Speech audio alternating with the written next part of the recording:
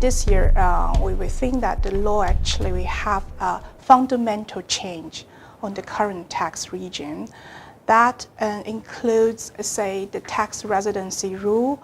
We use the 183-day test to replace the current 1-year test. So that might impact a lot of foreign nationals working in China. And also, for PRC national, we introduced the item lines deduction. That is attractive for most of the resident taxpayer. And also, we just changed the current monthly filing, annual filing, to a monthly provisional filing, and to an annual reconciliation filing.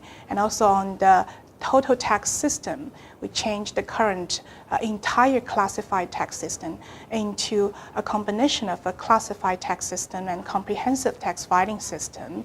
And for high net worth individuals, you may notice there's also anti-avoidance rule and tax clearance guidance that is required upon immigration. So all these changes actually will nearly impact every taxpayer in China. That is why this time the IIT reform has attracted so much attention. The current China individual income tax system or region was established back in 1980s.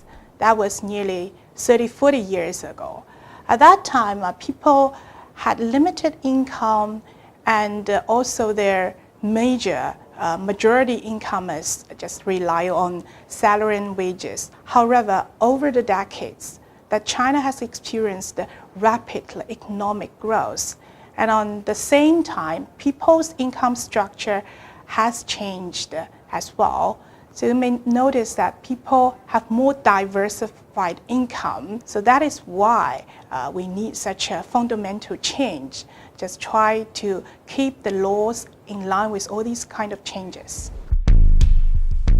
I think a lot of focus has been put on that change on residency rule to change from the current 1-year test to a 183-day test, which is a global practice, which means a foreign national working in China, if he or she stays more than 183 days in China, they can be considered as a China tax resident.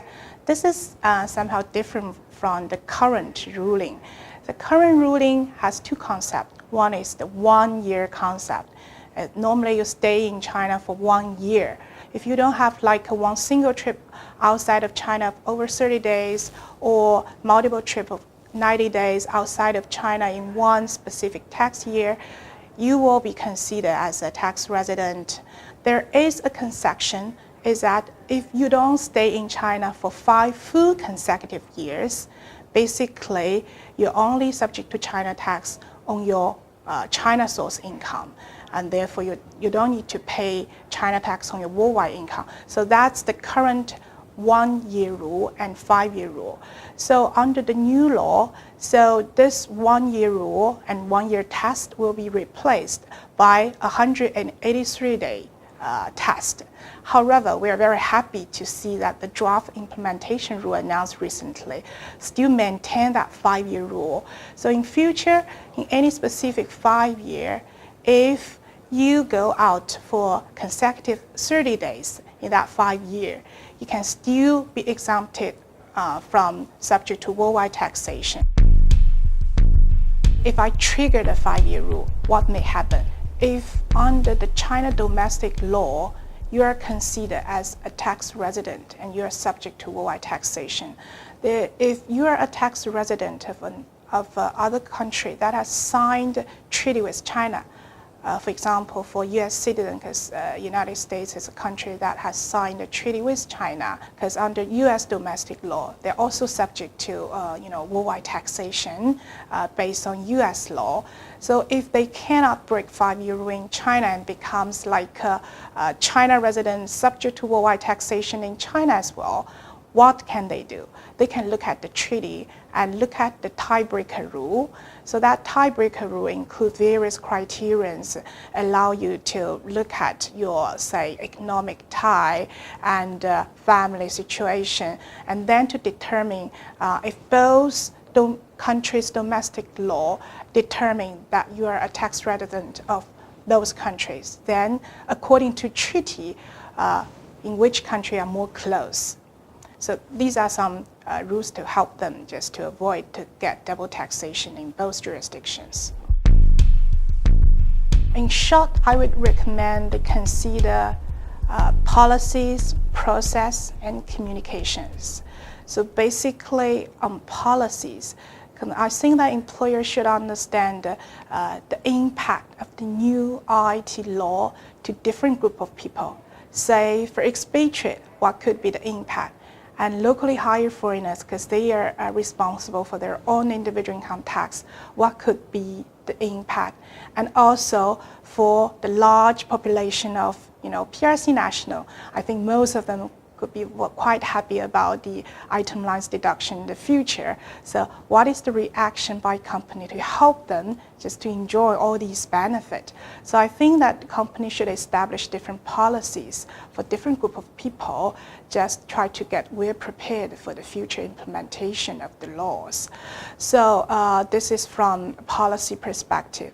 Then for process, actually I think the timing is already quite tight, because January 1st will be the implementation of the new law, and the calculation method will be changed from the monthly calculation method to an annual calculation method, and also the payroll or the filing process might be changed.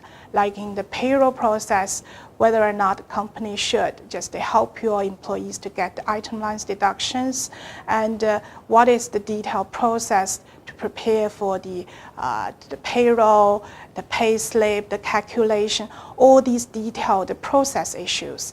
I think that the company should get well prepared. And finally, communications. I think all the employers currently are facing eager employees who want to know more details of company policy and company support, because everybody might be impacted by this individual income tax reform in the future. So I think from the employer side, they should ensure that your employees are well taken care of during this IIT reform. For example, for expatriate, you can offer some guidance to let them know better about what may happen in the future, what is the impact for them, and what is the employer and employee responsibilities. And therefore, I think that everything can be well taken care of.